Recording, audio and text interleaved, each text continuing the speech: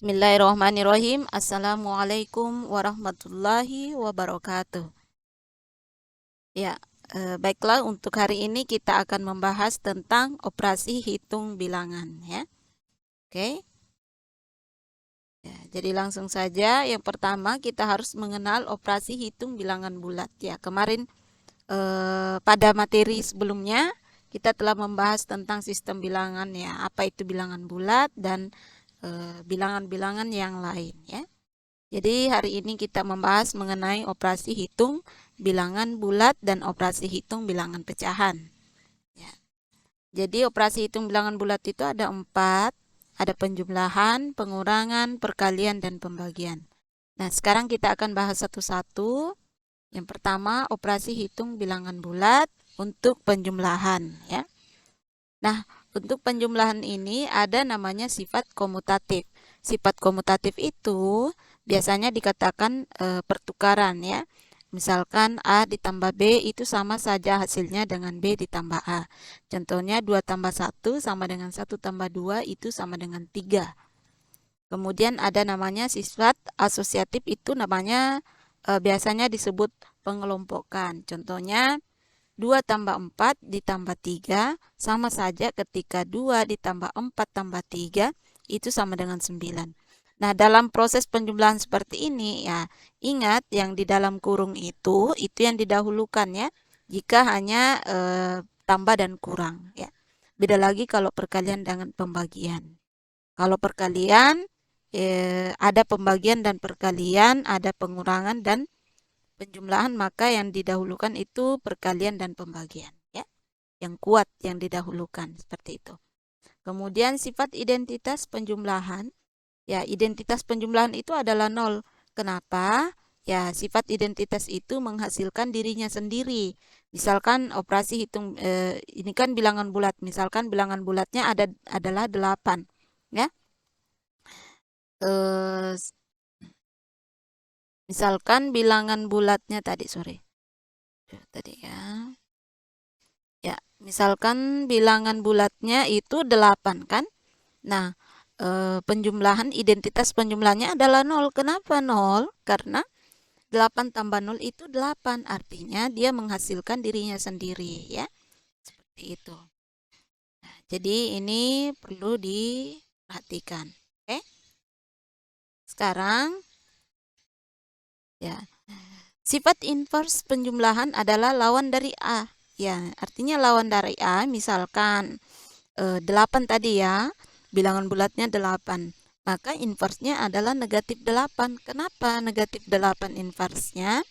Agar dapat menghasilkan identitas penjumlahan, ya, yaitu 0.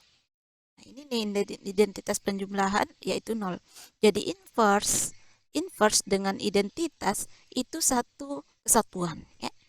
Jadi kalau identitasnya 0, maka inversnya adalah lawan dari bilangan tersebut. Jadi misalkan 8 bilangannya, maka inversnya negatif 8. Ataukah negatif 8 di sini, maka di sini inversnya 8 agar dapat jadi 0 ya.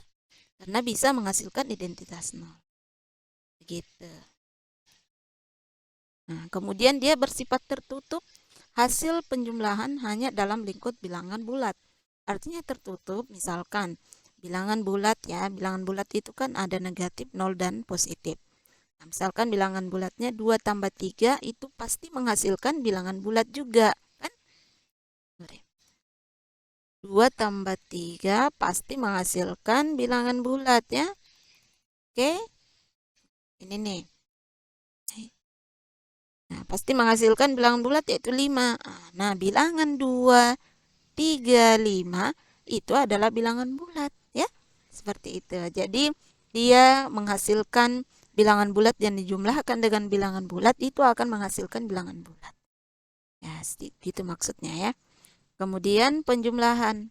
Nah, pengurangan. Pengurangan itu sifatnya tidak komutatif. Kenapa? Karena misalkan 2 dikurang 1 itu tidak sama dengan 1 dikurang 2. 2 kurang 1? 2 kurang 1 berapa? 2 kurang 1 itu kan 1. Sedangkan 1 kurang 2 itu negatif 1. Berarti ini tidak sama ya. Seperti itu. Kemudian, ya, kemudian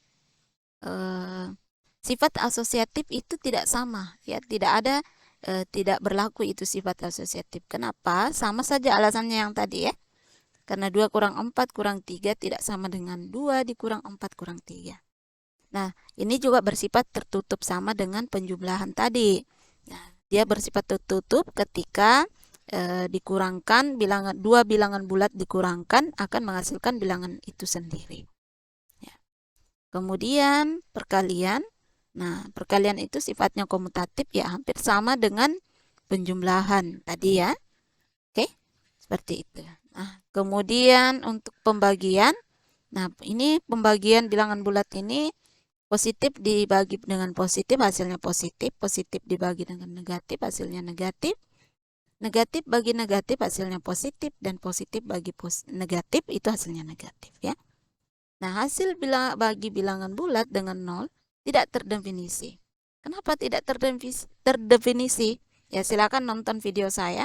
Ya, karena ini cukup panjang ya penjelasannya. Ya, jadi A bagi 0 itu tidak terdefinisi ya. Nah, contohnya 5 dibagi 0 tidak terdefinisi. Oke? Nah, jadi ada di YouTube saya yang satu penjelasannya pembagian dengan 0 ya. Silakan dinonton. Nah, kemudian tidak bersifat komutatif dan asosiatif ya, sama dengan pengurangan tadi ya. Nah, 2 bagi 1 itu tidak sama dengan 1 bagi 2 ya. Kemudian asosiatifnya ya juga tidak sama. Oke? Nah, sekarang kita masuk ke operasi hitung bilangan pecahan. Nah, operasi hitung bilangan pecahan di sini juga ada 4, penjumlahan, pengurangan, perkalian, dan pembagian. Nah, yang pertama penjumlahan. Gini nih ya, untuk penjumlahan, contohnya ya 1/3 ditambah 2/4 itu. Nah, ini bawahnya ini kita kali ya, kita kalikan saja biar mudah. Nah, kemudian ini 1 dikali 4, 2 dikali 3 ya. Nah, kali silang. Nah, sehingga didapatkanlah menjadi 10/12. Nah, ini bisa kita sederhanakan menjadi masing-masing dibagi 2. Itu hasilnya 5. Dan ini hasilnya 6. Ya, seperti itu. Kemudian, lanjut. Pengurangan. Nah, pengurangan ini hampir sama caranya dengan penjumlahan. Ya. Jika belum paham, silakan diulang-ulang kembali videonya sampai paham ya. Kemudian untuk perkalian, nah perkalian ini nih mudah sekali ya. Kita tinggal mengalihkan ini saja ya, A kali C, B kali D ya, dapatlah ya. Misalkan 1 kali 2, 3 kali 4. Nah, 2/12 itu kita bagi dengan 2 ya, kita sederhanakan maka menjadi 1/6. Oke?